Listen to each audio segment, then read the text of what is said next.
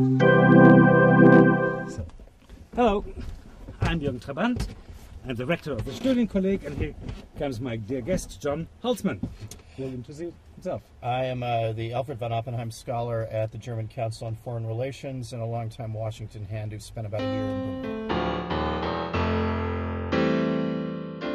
It's a real pleasure to have you on board. Oh, thank you. And I know you're a great specialist of Euro-American relations, and this is a moment of stress in the Euro-American relations. To put it mildly, so yes. Yes, and I just wanted to ask, what do you think of the crisis, which is really a global crisis now?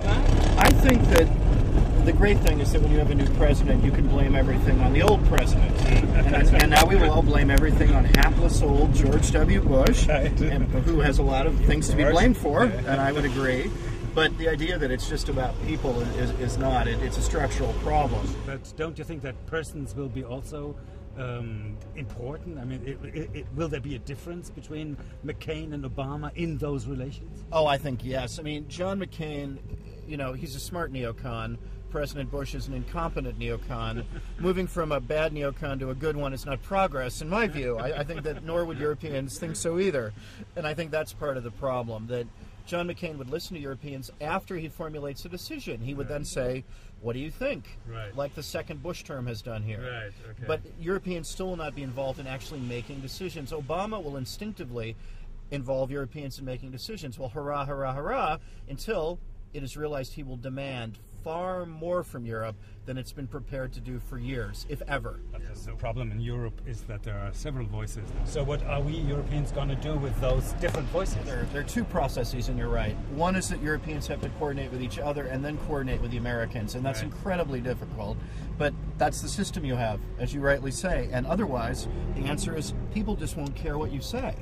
I mean, this is what relevance is about. Either you help with world problems or you don't. I mean, I think things have been so bad that a key change is going to be that people have come to a common position in Europe. We now have the British distancing themselves from America after Iraq with the Gordon Brown premiership.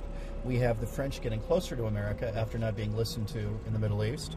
And we have the Germans desperate to coordinate someone. So the good news is the big three vaguely see America the same way, which is a different way, a grown-up way. Skeptical friendship. Friends don't let friends drive drunk. The bad news is the minute we talk about policy, it gets harder because Europeans have to coordinate. But that's a European problem. Okay, so now let's get sentimental and get out of the car. Excellent. And have a look at this German-American place, which is... Back when we did things right. Temple of Right. Right.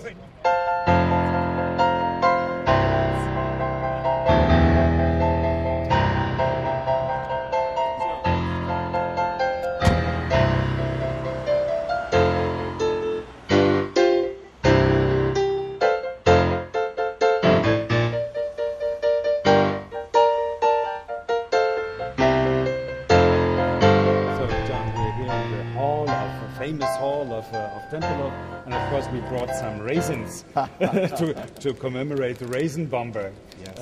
I think this is a wonderful gift to an American who, as you just said, did the right thing in the right time. Then in those times. Yes. But why did America do the right thing in those times?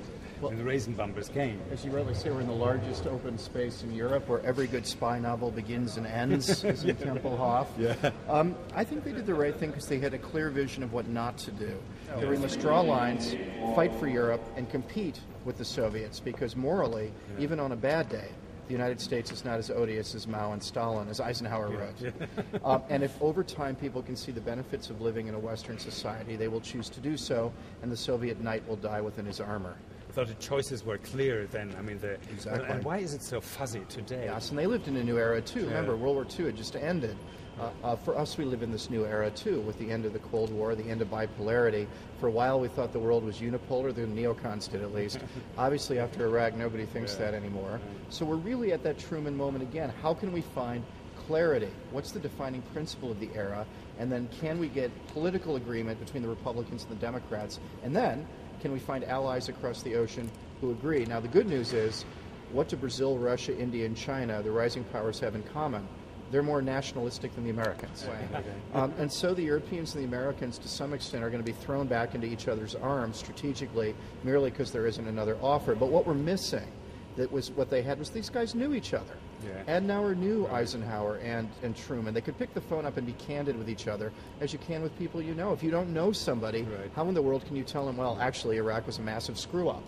It's very hard to say that when you don't know the people. And so we need all the unsexy, unglamorous things that people forget. The exchange programs between Europe and America that have died down are really important right now. But once more, so the new leaders in America have to make acquaintance with the European leaders. No, exactly. The new presidency would be interesting.